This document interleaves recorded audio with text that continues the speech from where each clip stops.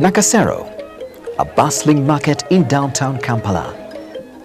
Here, locals conduct business as produce from rural smallholder farms is traded for the much-needed cash. People in local markets like these within the East African region will now be able to access a wider market for goods and services.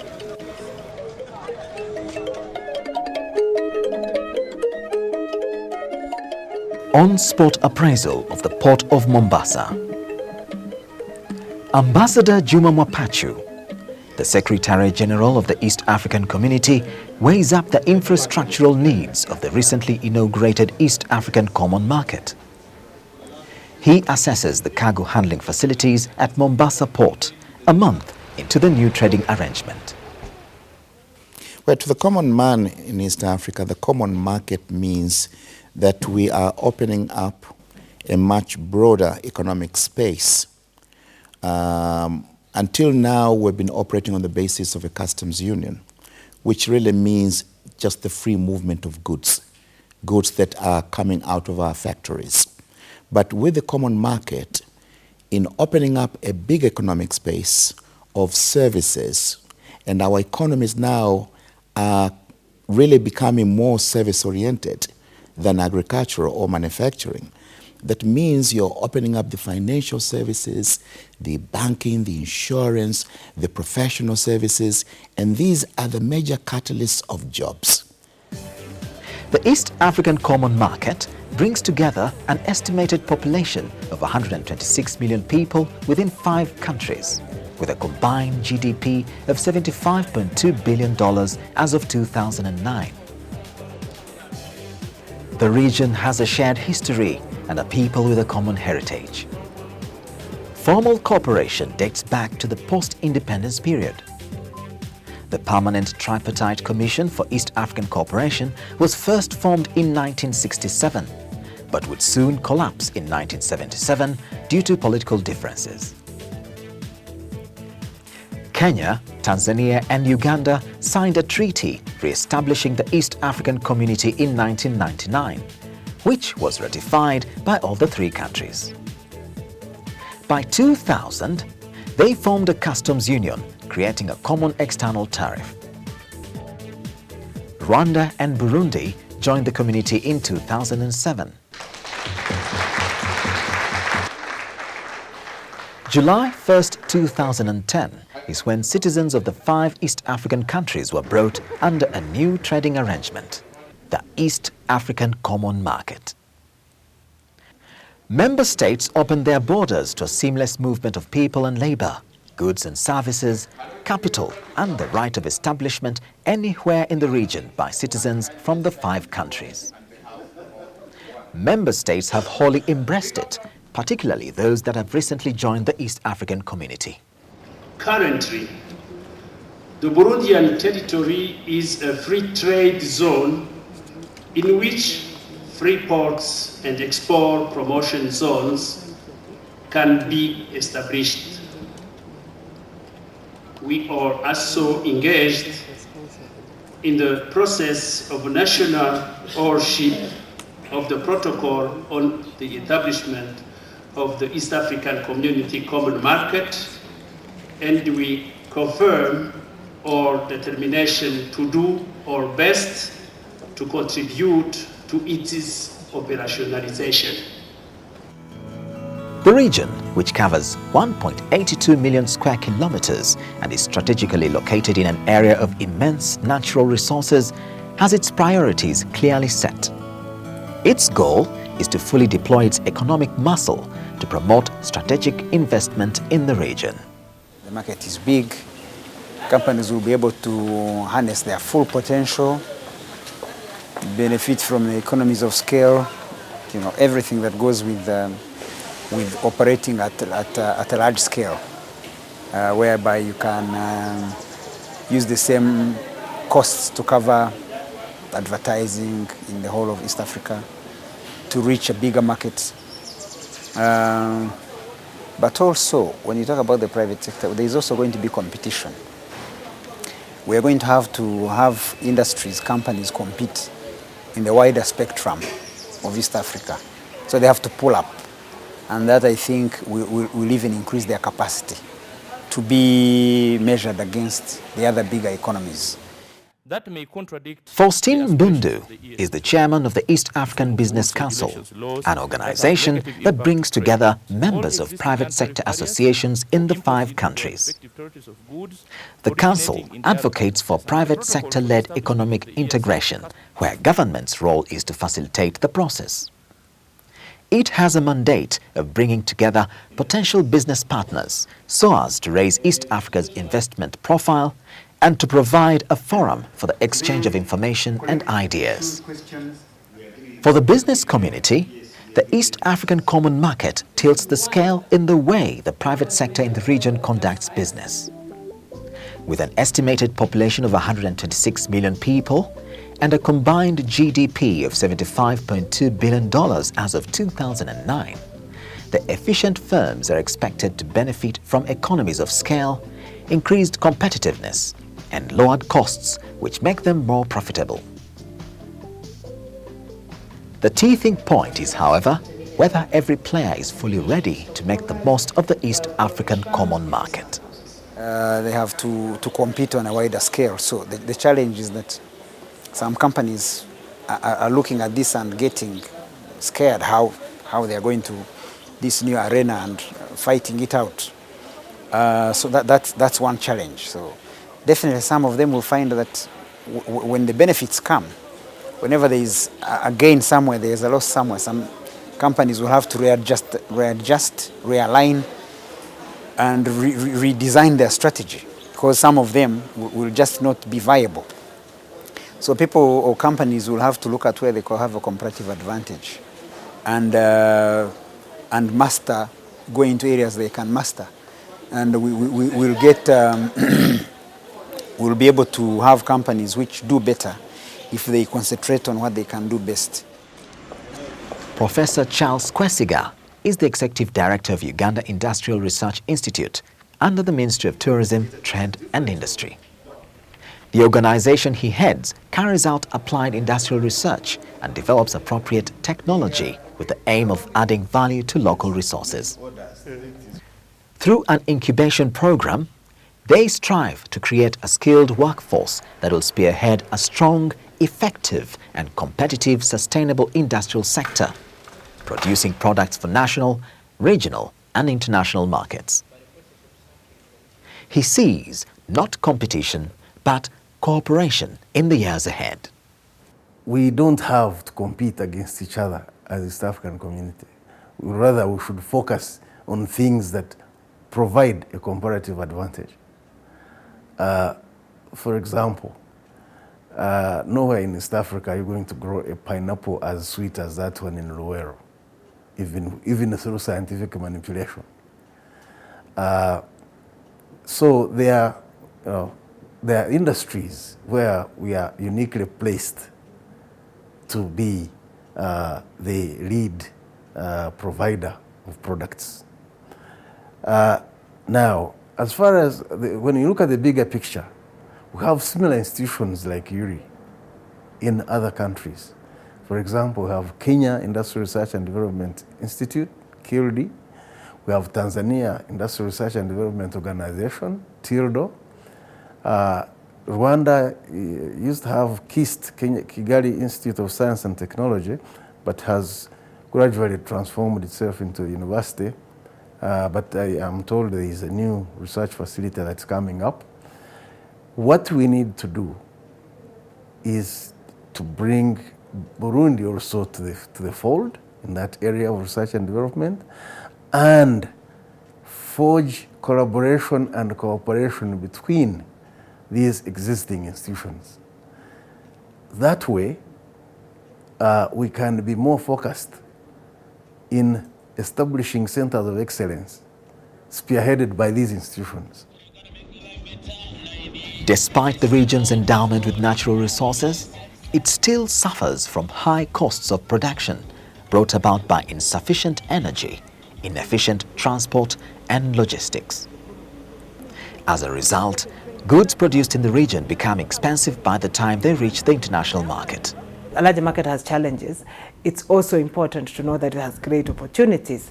Now, in terms of taking advantage of that market, Kenyan manufacturers feel like they have a particular challenge because the cost of doing business in Kenya is quite high. We complain a lot about the cost of electricity and its availability all the time.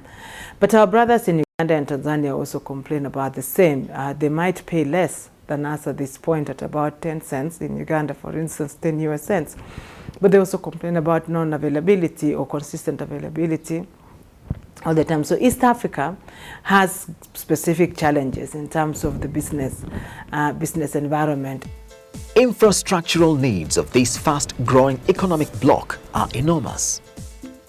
They range from ports and energy to roads and modern rail lines. Realization of the goals of the East African Common Market very much hinges on development of this infrastructure. Mombasa Port is a key facility on whose efficiency the bigger part of East Africa depends to trade with the rest of the world.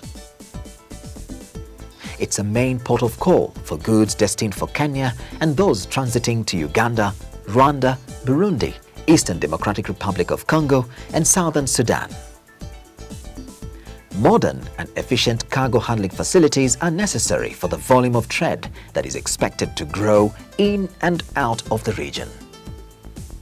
The port currently handles over 600,000 TEUs per year.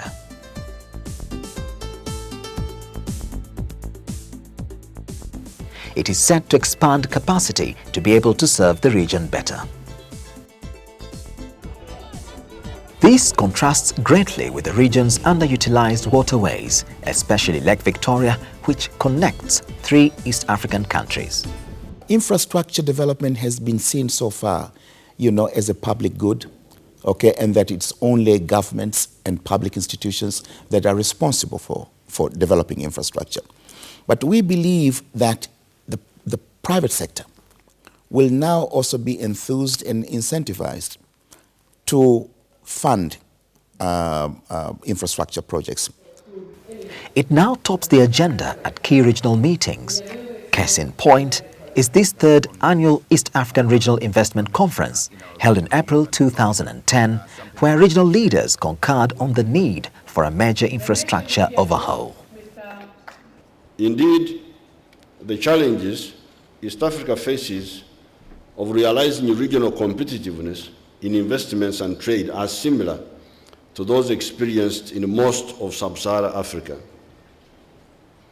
They hinge primarily on the level of physical and institutional infrastructure, support intra- and inter-regional trade.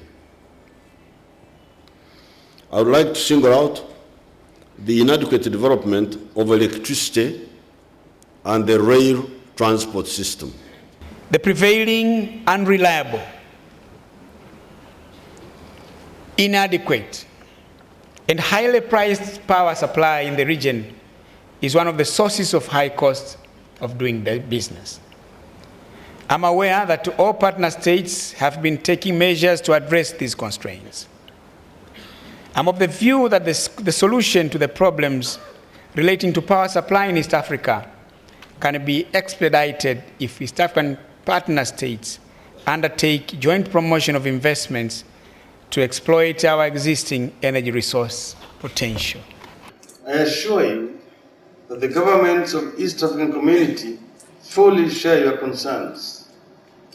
Strengthening infrastructure has been and remains the top priority for the governments in the community. Accordingly, Kenya, for example, has been allocating nearly 1/4 of the total budgetary expenditures for this purpose. We are beginning to see some tangible benefits and results. The region is already making steps to address the increasing need for energy. A kilowatt of electricity generated in the region is currently estimated at 15 US cents, 5 times more than a kilowatt generated in China at 3 US cents.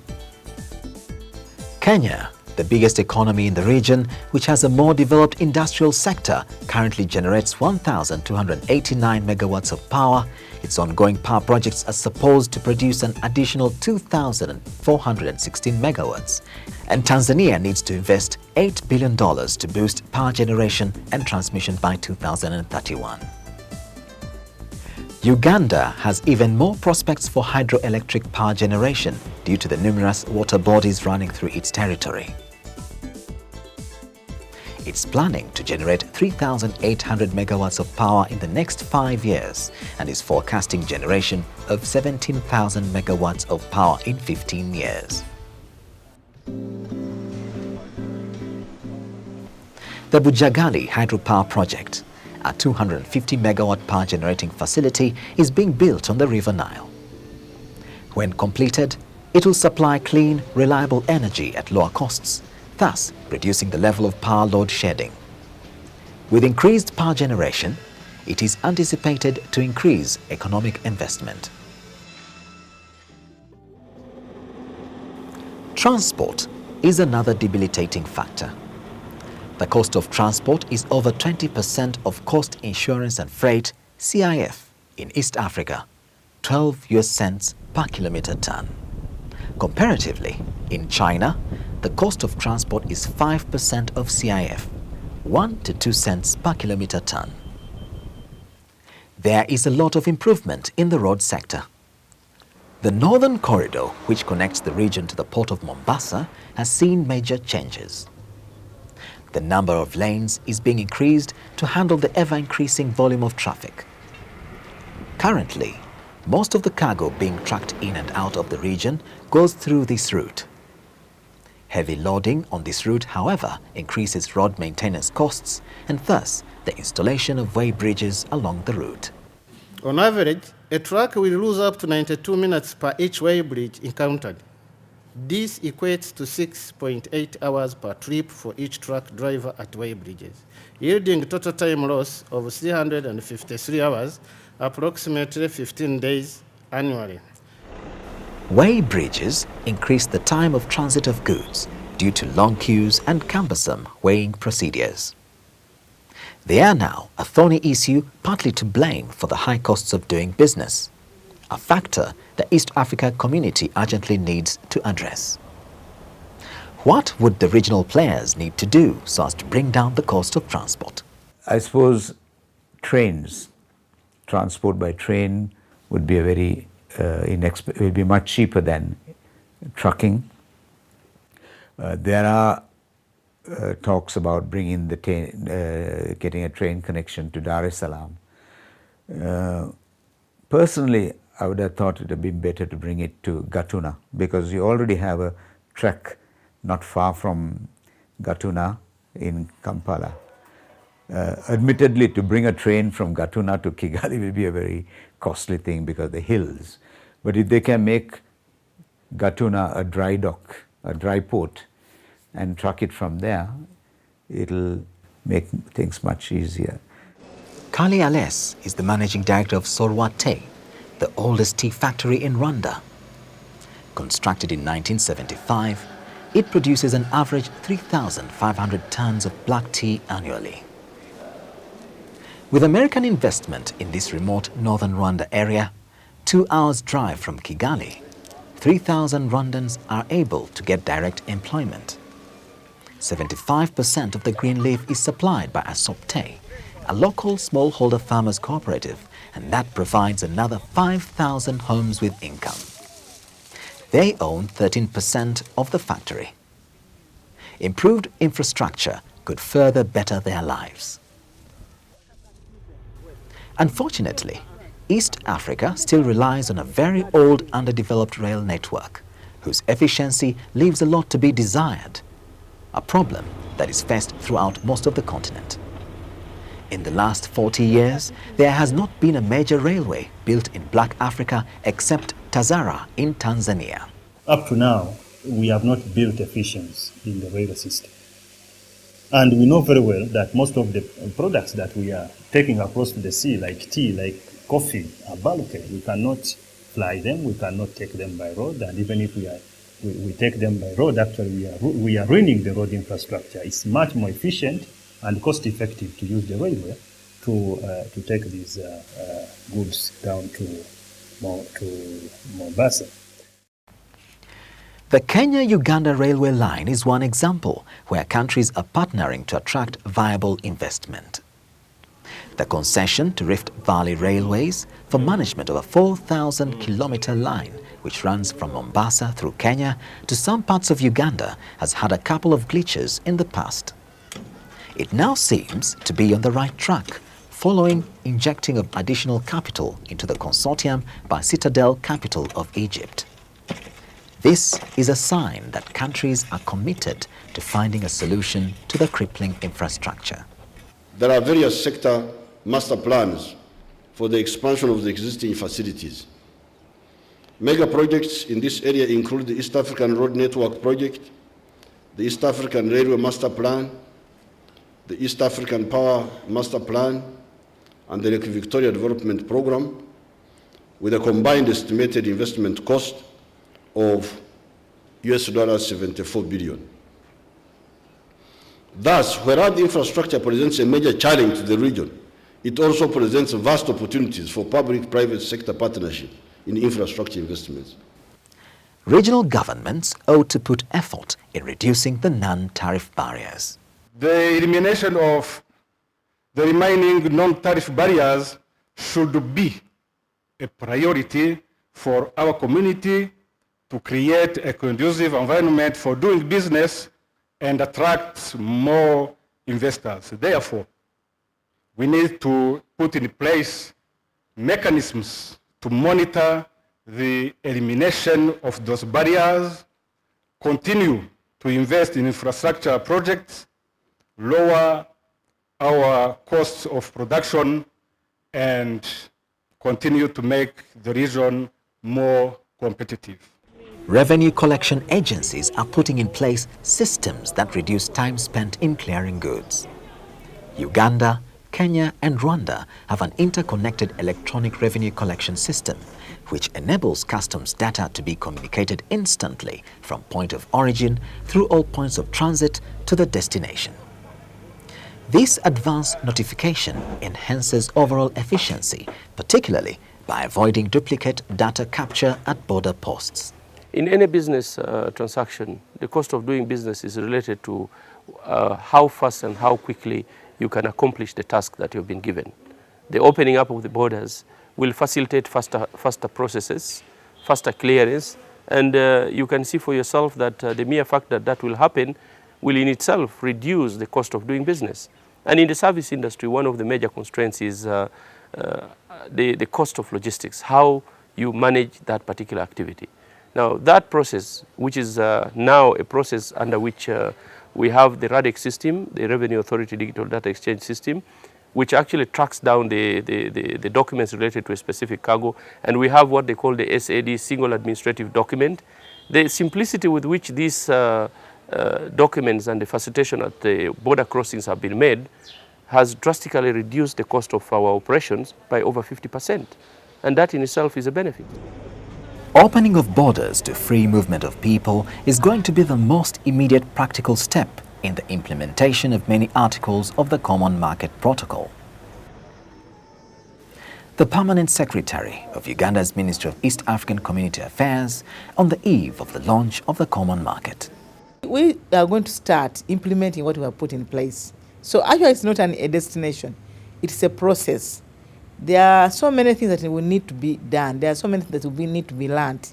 For example, people need to know what are the requirements for them to move, depending on the category under which they are moving. Are they moving as workers? What is that is required? For example, if you are moving as workers, still we shall require a permit. We have not removed that. But this time, we have been able to define for how long can you wait for that permit.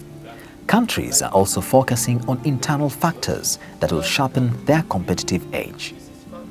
Tanzania has for decades been a haven of peace in the region, a key aspect for attracting investment and economic growth, but other countries are quickly catching on. Burundi is kicking its volatile past, having recently conducted peaceful elections. In Rwanda, the last peaceful decade has made possible unprecedented economic transformation, making it the best reformer in the region according to World Bank rankings. It is now set to acquire skilled manpower to grow its service sector. We realize that there is no country in the world that has developed alone.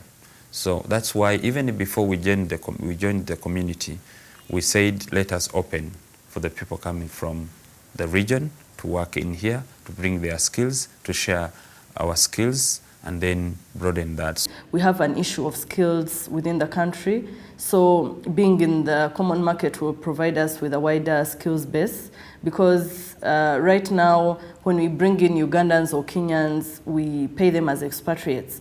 But once they are, they are within, once they come in as East Africans, then that will reduce on the cost of doing business, especially in the tourism and construction sectors. Rwanda has its eyes on developing its niche in ICT and outsourcing, a prolific field for investment. Being a small landlocked country, Rwanda is also strategically placed as a gateway to the rest of Africa.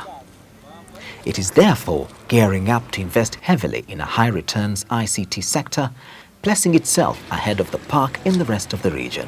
We are extending the fiber optic to all places all over the country. We have developed systems here to make sure that the ICT becomes one of our strong sectors, and so that we can even share with others, and as a process then Rwanda reaps a lot. Tourism is also one of our areas. Uganda, on the other hand, is looking to its natural endowments.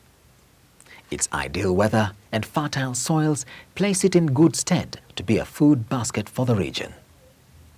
Its smallholder firms already produce in excess of domestic needs, creating a reserve for export to Kenya, Southern Sudan, and the rest of the region. Uganda has 48% of the arable land in East Africa. 48%. Arable land means the land you can cultivate and grow crops without irrigation by using nature, what they call rain-fed. And we have this market of 120 million people. If we produce food for this population, it's a huge, huge market. Tourism, on the other hand, can be developed jointly across the region, since each country offers a visitor a different experience. All countries boast numerous wild game parks which are teeming with wildlife.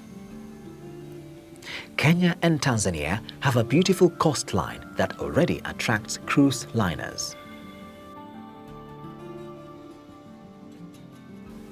Uganda and Rwanda share an area that is habitat to the highest number of the endangered mountain gorillas. In addition, there is increased private investment in the hospitality sector, which is bound to make the region a good location for international conferences. The hospitality industry is now moving to adopt common criteria for classification and grading of facilities.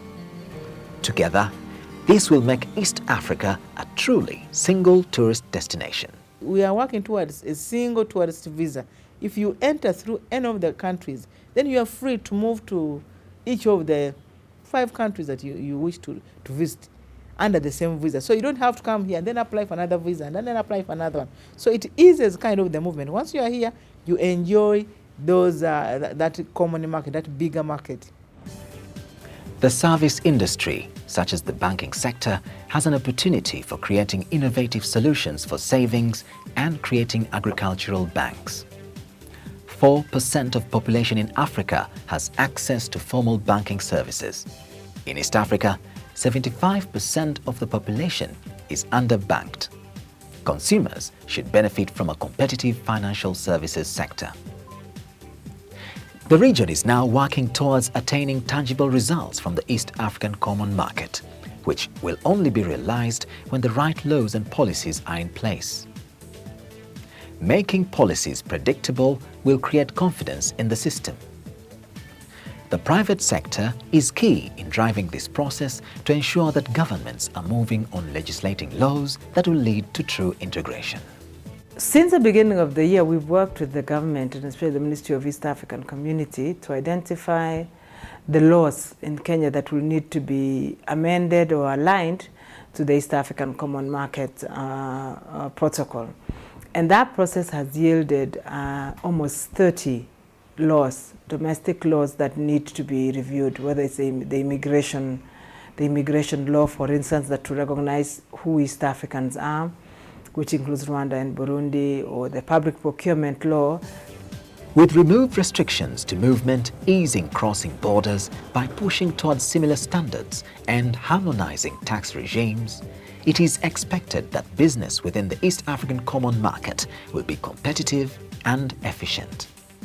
This is to be the precursor for the establishment of a single East African currency. We will have to come out, flesh out that protocol in terms of what are the relevant enabling laws for the effective operationalization of the common market. Look, there will be issues about the capital markets. Do we have the legal and regulatory framework to support a regional capital markets? There will be issue about labor markets. Do we still continue with labor laws at national levels which constrain free movement of labor? There will be issues about social security laws. We have separate social security laws in our countries. But if you are now going to build a cadre that moves across borders, okay, you'll have to assure them some kind of stability of their social securities. So we'll need maybe to come up with a regional social security law. So all these things, of course, will have to be worked upon. And this is not going to be an easy exercise. It's going to be a challenge. There is more reason for optimism.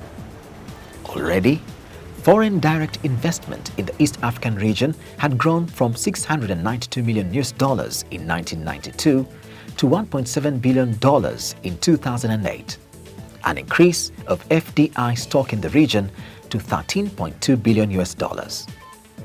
There is more agreement between the regional leaders on the region and its people's needs. Our political thinking or ideology is almost the same. We are talking of democracy, multi-party in all the regions, right from Kenya, Tanzania, Burundi, Rwanda, Uganda. We are all talking about multi-party democracy, blah, blah. So I don't see that problem happening. Secondly, even on economic thinking, we are all talking of private-led economies. We are no longer talking of state-run economies. So I don't see the conflict politics coming in our region. The key issue here that there is a political will. Our leaders are totally committed. The business community in East Africa is very much committed to the common market. And I believe that together we'll be able to surmount some of those challenges, particularly in putting the enabling law in place to ensure that the common market is effectively operationalized.